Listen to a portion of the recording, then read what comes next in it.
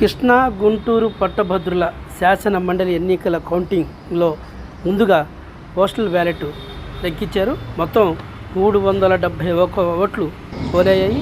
అందులో 316 చెల్లుబాటు అయ్యాయి. మరో 55 ఓట్లు చెల్లదని అధికారులు ధృవీకరించారు. ముందుగా జిల్లా కలెక్టర్ బ్యాలెట్ బాక్సులు భద్రపరిచిన గదిని పరిశీలన చేశారు. అక్కడి నుంచి ఆమె ప్రతిదీ కూడా క్షుణ్ణంగా పరిశీలించిన తర్వాత ఈ బ్యాలెట్ బాక్సులని బయటికి లెక్కింపు కేంద్రానికి తరలించారు.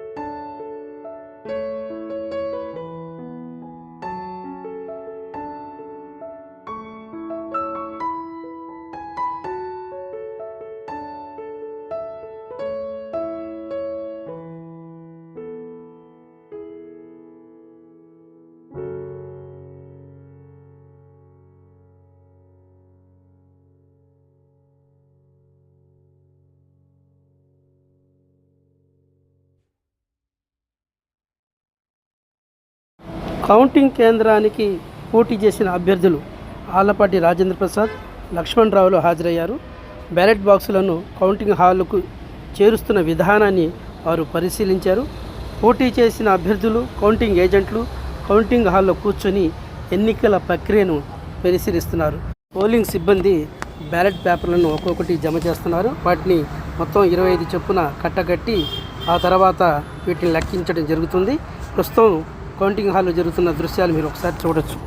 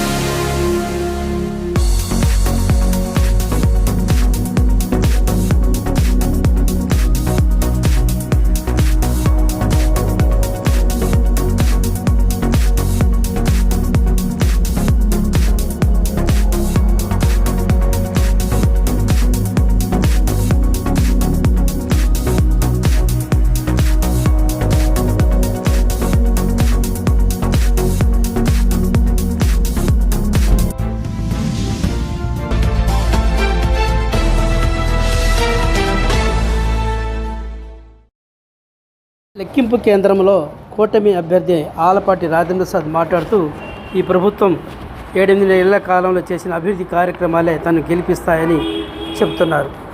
విజయం అనేది సత్యం.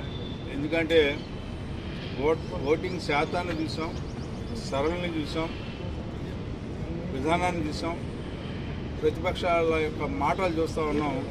కాబట్టి నేను వేరేగా చెప్పుకోవాల్సిన అవసరం లేదు విజయం గురించి అని చెప్పి. కాకపోతే విజయం ఎందుకు ఏర్పడుతుందో కూడా మీకు చెప్పాల్సినటువంటి అవసరం ఉంది. 8 నెలల కాలం నుంచి ఈ కూటమి నాయకత్వం ఒక మంచి ప్రభుత్వంగా కొనసాగుతూ ఉంది. ప్రజా అభివృద్ధిని, సంక్షేమాన్ని కోరి పాలన చేస్తూ ఉంది. గతంలో లాగా అరాచకం కానీ విధ్వంసం కానీ చేసే ప్రభుత్వం కాదని ఒక నమ్మకం కలుగుతూ ఉంది. ప్రభుత్వ పనితీరుపై టీడీఎఫ్ అభ్యర్థి లక్ష్మణరావు ఫైర్ అయ్యారు. ఇప్పుడు తొలి దశలో పోలైన ఓట్లన్నింటినీ కూడా 50-50 చొప్పున కట్టలు కడుతున్నారు. ఇది బహుశా సాయంత్రం 4 దాకా పట్టచ్చు. ఆ ప్రక్రియ తర్వాత వ్యాలిడ్ ఓట్స్ని ఇస్తారు. ఈ పోలైన 2,40,000 ఓట్లలో ఏవి ఇన్వాలిడ్, ఎన్ని వ్యాలిడ్ ఉన్నాయో చెప్పి, కాబట్టి ఆ వ్యాలిడ్ ఓట్స్లో 50% రావాలి. ఇది రెండో దశ. మూడో దశలో అది లెక్కేస్తారు. ఒకట్లు అంటే నెంబర్ 1 ఎవరికి వచ్చింది అనేది లెక్కేస్తారు. కాబట్టి ఇది ఒక సుదీర్ఘమైనటువంటి ప్రక్రియ. రేపు మధ్యాహ్నం దాకా ఈ ప్రక్రియ కొనసాగే అవకాశం ఉంది. ముఖ్యంగా అనేక ప్రాంతాల్లో మరి పోలింగ్ ఏజెంట్లు లేకుండా చేశారు. నేను ఉదాహరణతో కూడా ఎలక్షన్ కమిషన్కి ఆధారాలతో సమర్పించాను. ముఖ్యంగా వెల్దుర్తి, దుర్గి, బెల్లంకొండ ఇలాంటి మండలాల్లో అనేక చోట్ల మా ఏజెంట్లు కూడా బయటకు పెట్టేశారు. అలాగే అనేక ప్రాంతాల్లో ప్రజాప్రతినిధులైనటువంటి ఎమ్మెల్యేలు పోలింగ్ బూతుల్లోకి వెళ్ళే హక్కు వాళ్ళకి లేదు. కానీ పోలింగ్ బూతుల్లోకి వెళ్ళి అనేక చోట్ల మరి ముఖ్యంగా పల్నాడు జిల్లాలో అనేక చోట్ల వాళ్ళు అక్రమ ఓట్లు, దొంగ ఓట్లు, రిగ్గింగ్ పెద్ద ఎత్తున చేయటం అనేది కూడా భవిష్యత్తు మీ అందరి దృష్టికి వచ్చింది. నేను ఆ రోజే మీడియాకు కూడా చెప్పడం అనేది జరిగింది. అనేక చోట్ల ఎమ్మెల్యేలు బూతుల్లో ప్రవేశించారు. ఎమ్మెల్యేలు బూతుల్లో ప్రవేశించే హక్కు లేదు. కేవలం అభ్యర్థులు, వాళ్ళ ఎలక్షన్ ఏజెంట్లు మాత్రమే బూతుల్లో. ఇన్ని అక్రమాలకి తెరతీసి అయినప్పటికీ కూడా ఈ 2 జిల్లాల్లో ఉన్నటువంటి ఉద్యోగులు, ఉపాధ్యాయులు, కార్మికులు, కర్షకులు, అనాయకులు, నిరుద్యోగులు ప్రధానంగా వీళ్ళందరూ కూడా నాకు పెద్ద ఎత్తున ఓట్లు వేశారు. ఏర్పడిన తర్వాత చెప్పేదానికి చేసేదానికి పొంతన లేదు. డిఎస్సి మీద మొదటి సంతకం అన్నారు. ఆ నోటిఫికేషన్ వస్తుందో రాదో కూడా తెలియదు. సంతకం చేశారు కానీ తెలియదు. గ్రూప్ 2 అభ్యర్థుల్ని పరీక్ష వాయిదా వేస్తామని మోసం చేయటం అనేది జరిగింది. ఇలాంటి అనేక అంశాల వల్ల నిరుద్యోగుల్లో, రైతాంగంలో పెద్ద ఎత్తున అసంతృప్తి వచ్చింది. ఈ అసంతృప్తి వల్ల కూడా వేలాది మంది నాకు ఓటు వేశారని చెప్పేసి భావిస్తూ ఉన్నాను. ఎంత అక్రమాలు తెరతీసినా రేపు జరగబోయే ఫలితాల్లో నేను గెలుస్తానని చెప్పేసి భావిస్తున్నాను.